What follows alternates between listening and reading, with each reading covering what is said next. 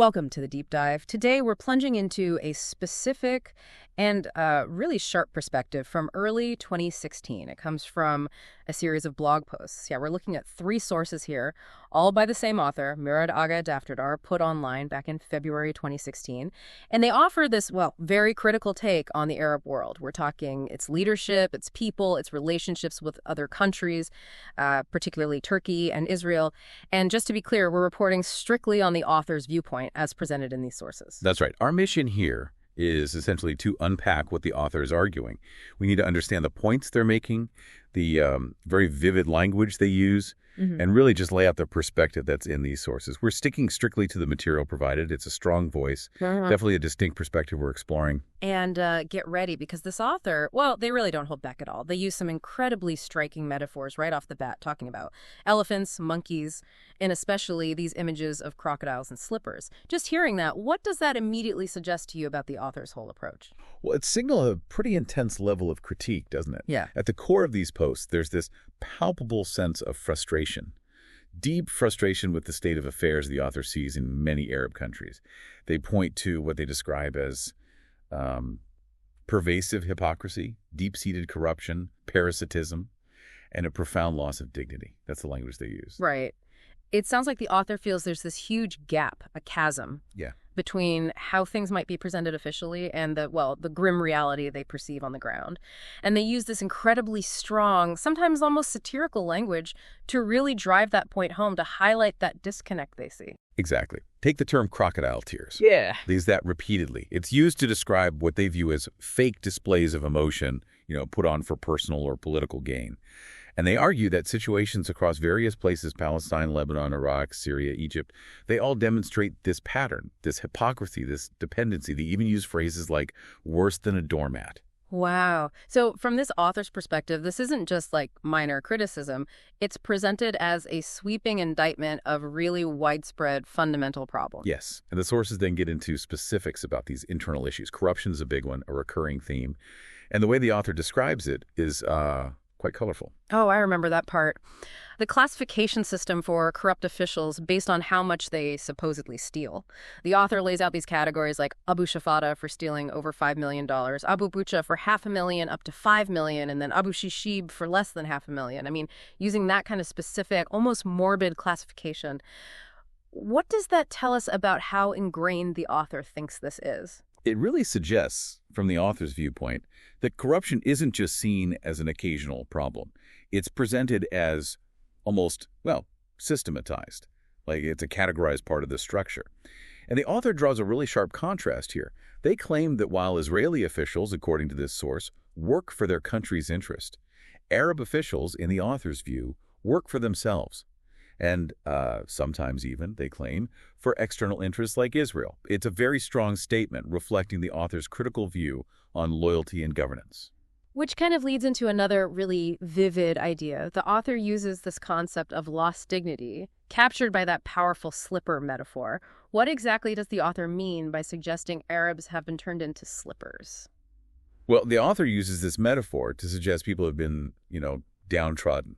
Stepped upon by their rulers or maybe foreign powers like you'd step on a slipper. But then there's another layer to it in the source. The author argues these slippers, instead of confronting those who stepped on them, often turn around and attack their own people or those who try to help them. Oh, okay. So it highlights this idea of maybe redirected frustration, a lack of self-respect, according to the author. Exactly. That's the interpretation presented. And this perspective in the source is then linked to a critique of education and socialization. The author claims these systems produce what are described as defects, disasters, pests, pretty harsh terms, instead of nurturing individuals who are proud of their faith and language, which the author claims happens elsewhere. And there's that anecdote they use to illustrate this, right? About the friend who was hesitant about sending his kids to study in an Arab country. Yes, exactly. The author recounts this story where the friend believed that Arabic language and religion in those contexts were just sort of names and rituals, that there wasn't genuine understanding or practice behind them. It's presented as a specific example within the source material to back up the author's broader concern about a perceived lack of authenticity, even in really fundamental cultural and religious aspects. And this feeling, this idea that principles are easily abandoned, it seems to connect to the author's view on people being easily bought or influenced. Absolutely. The source suggests that individuals, even including leaders and, importantly, religious scholars, are easily swayed by tips, or what's called bakshish. The author uses this very striking phrase to capture it. Nafar by dollar, kiss by fills, mufti bi kefta, bashar tabs. Which roughly translates to, Something like a person for $1, a priest for a silver small coin, a mufti for kefta meatballs, people for tips. It suggests, from the author's standpoint, that even figures who you'd expect to uphold moral or religious authority are seen as compromised by, well, money or material gain. and didn't the author offer a specific example from Syria, from Hama, to back this up? They did. They mentioned scholars and muftis from Hama who, according to the source, allegedly stayed in their positions, kept drawing their salaries even after the destruction there, while the people were suffering. And then later the author notes, these same figures supposedly presented themselves as patriots. This story is used in the source to illustrate the author's point about figures being perceived as prioritizing personal gain over community well-being or genuine principles. Okay, so that covers a lot of the internal critique. But the sources also look outward, right, at external relations. Yes, they focus heavily on the relationships between Arab states and external powers, particularly Western nations and Russia. And the author's perspective here is that these relationships are often, well, detrimental to the region. Right. One point that stood out was the perceived abandonment of Turkey by the U.S. and NATO. How did the author frame that situation? They used a biblical comparison, actually, comparing it to the story where the Israelites tell Moses something like, go, you and your Lord, and fight. We'll just stay right here. So the analogy, as the author uses it, suggests this feeling that traditional allies basically left Turkey to face its challenges alone. Interesting. But the author does acknowledge Turkey's role with refugees. Yes, despite criticizing the perceived lack of support for Turkey, the author explicitly praises Turkey for hosting 3 million Syrian refugees. That's viewed in the text as a major act of generosity, even if, elsewhere, the author critiques what they see as naivete or ingratitude from those Turkey helps. Okay. And the author sees this kind of external influence and maybe regional passivity as part of a longer historical pattern. There was that Facebook post comparison mentioned. Yes, exactly. The author references seeing a post with two pictures side by side, one labeled 1916 Sykes-Picot, and We Are Asleep, and the other 2016 Kerry Lavrov, and We Are Asleep. For the author, this comparison really highlights what they see as a century-long pattern. External power shaping the region's fate through agreements, through interventions, while the Arab world, in the author's view, remains passive or maybe unaware. And this ties into the author's broader argument about Arab nationalism itself. It does, yeah. The author puts forward this quite provocative view that Arab nationalism wasn't really an organic movement from within. Instead, they argue it was a tool, perhaps intentionally created by Western colonialism, specifically to fragment Muslim lands. And the author contrasts this with their belief in a unified Islamic nationhood. They specifically point to the Sunni Ottoman Caliphate era as, in their view, 7 centuries of just rule, presenting it as the alternative to the division caused by nationalism. The author also points to some more recent external actions they see as concerning, right? Yes, a couple of examples are mentioned. One is the meeting between Catholic and Orthodox church leaders, which happened near Guantanamo Bay in Cuba.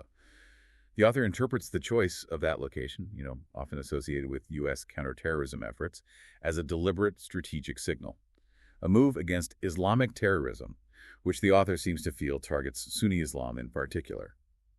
Another concern raised is about Iran's alleged activities in Latin America using illicit trade, the source claims, to fund movements that influence European politics, specifically mentioning the Podemos party in Spain. These are presented as examples of external maneuvering with wide-ranging impacts. And the author also saw the West's actions regarding Turkey and Syria as more evidence of this manipulation. That's right. The source claims the U.S. and France demanded Turkey stop targeting certain Kurdish forces allied with the Syrian regime and Russia. The author interprets this, within the source material, as the West essentially dropping its pretense. Confirming that Turkey would be left isolated if attacked, it's framed as another example of external powers dictating terms and potentially abandoning allies, according to the author's viewpoint.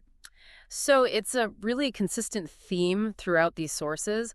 The author sees the region as heavily manipulated from the outside, And Arab entities are often portrayed as either, well, complicit or maybe just easily controlled.